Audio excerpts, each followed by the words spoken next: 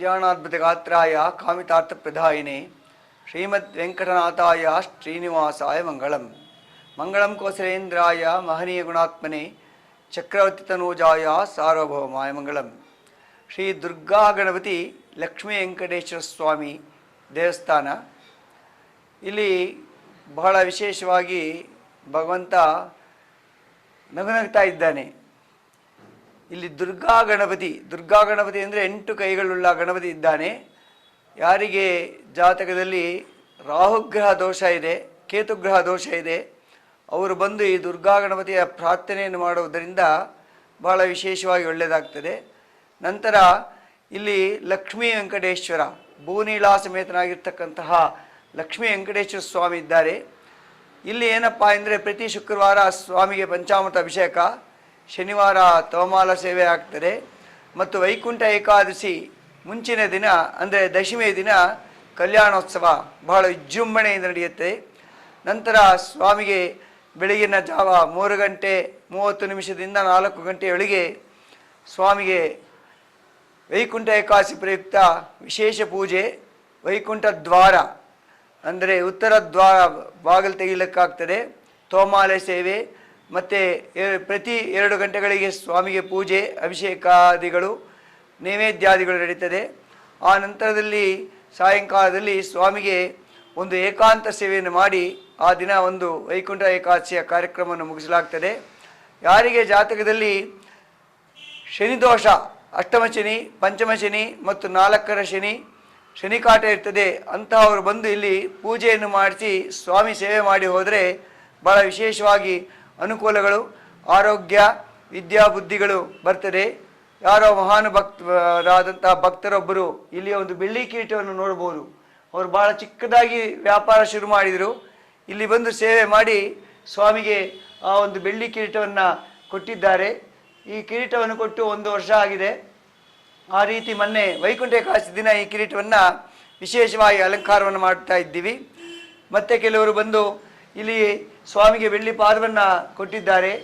ಮತ್ತು ಮತ್ತೆ ಈಗ ಒಂದು 2 ವರ್ಷಗಳ ಮುಂಚೆ ಗರುಡ ಧ್ವಜವನ್ನು ಒಬ್ಬರು ಮಾಡಿಸಿಕೊಟ್ಟಿದ್ದಾರೆ. ಹೀಗೆ ಭಕ್ತಾದಿಗಳಿಗೆ ಭಾಳ ವಿಶೇಷವಾಗಿ ಸ್ವಾಮಿ ಎಲ್ಲ ಅನುಕೂಲಗಳನ್ನು ಮಾಡಿಕೊಟ್ಟಿದ್ದಾನೆ.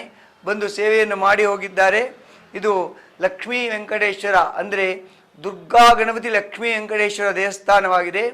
ಇದು ಕೃಷ್ಣಪ್ಪ ಮತ್ತು ನಾರಾಯಣನಮ್ಮನವರು ಒಮ್ಮೆ ಸ್ವಾಮಿ ತಿರುಪತಿಗೆ ಹೋಗಿ ಬಂದಿದ್ದಾಗ ಪ್ರಾರ್ಥನೆ ಮಾಡಿ ನಮಸ್ಕಾರ ಮಾಡಿ ಆ ಸೇವೆಯನ್ನು ಮಾಡ್ತಿರ್ಬೇಕಾದ್ರೆ ಅವರಿಗೆ ಇಲ್ಲಿ ಯಾಕೆ ನಾವು ವೆಂಕಟೇಶ್ವರನನ್ನು ಪ್ರತಿಷ್ಠೆ ಮಾಡಬಾರದು ಎಂಬುದಾಗಿ ಮನಸ್ಸಿಗೆ ಬಂದು ದುರ್ಗಾ ಗಣಪತಿ ಮತ್ತು ವೆಂಕಟೇಶ್ವರ ಯಾರಿಗೆ ಯಾವ ಜಾತಕದಲ್ಲೂ ಸಹಿತ ಏನೇನು ದೋಷಗಳಿದ್ದರೂ ಹೋಗಬೇಕೆಂಬುದಾಗಿ 26 ವರ್ಷಗಳ ಹಿಂದೆ ದುರ್ಗಾ ಗಣಪತಿ ಮತ್ತು ಲಕ್ಷ್ಮೀ ವೆಂಕಟೇಶ್ವರನ್ನ ಪ್ರತಿಷ್ಠೆ ಮಾಡಿದ್ದಾರೆ.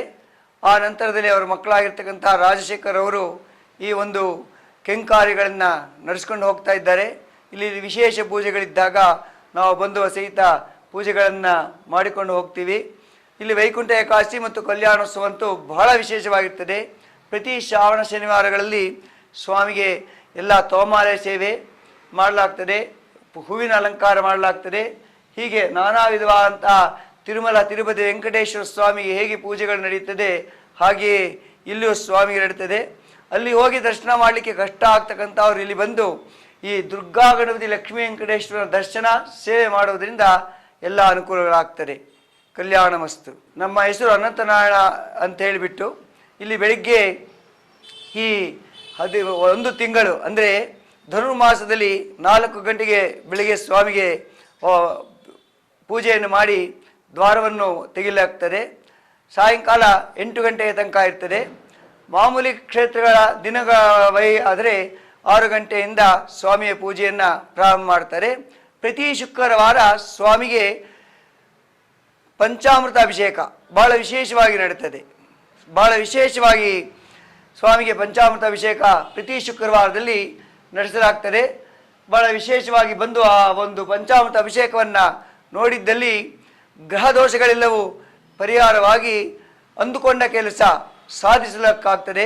ಶತ್ರುಕಾಟ ದುರ್ಗಾ ಗಣಪತಿಯನ್ನು ಪ್ರಾರ್ಥನೆ ಮಾಡುವುದರಿಂದ ಶತ್ರುಕಾಟವು, ಲಕ್ಷ್ಮೀ ವೆಂಕಟೇಶ್ವರನ ಪ್ರಾರ್ಥನೆ ಮಾಡುವುದರಿಂದ ಜೀವನದಲ್ಲಿ ಮುಂದೆ ಬರಲಿಕ್ಕೆ ದಾರಿಯನ್ನು ತೋರಿಸಿಕೊಡ್ತಾನೆ. ಈ ಮಹಾನುಭಾವ ಪ್ರತಿ 6ರಿಂದ ಮತ್ತೆ ಮಧ್ಯಾಹ್ನ 12 ಗಂಟೆವರೆಗೆ ಇರ್ತದೆ. ನಂತರ ಸಾಯಂಕಾಲ 4ರಿಂದ ರಾತ್ರಿ 8 ಗಂಟೆ ತನಕ ಬಾಗಿಲನ್ನು ತೆಗೆದಿರಲಿಕ್ಕಾಗ್ತದೆ. ಕಲ್ಯಾಣಮಸ್ತು.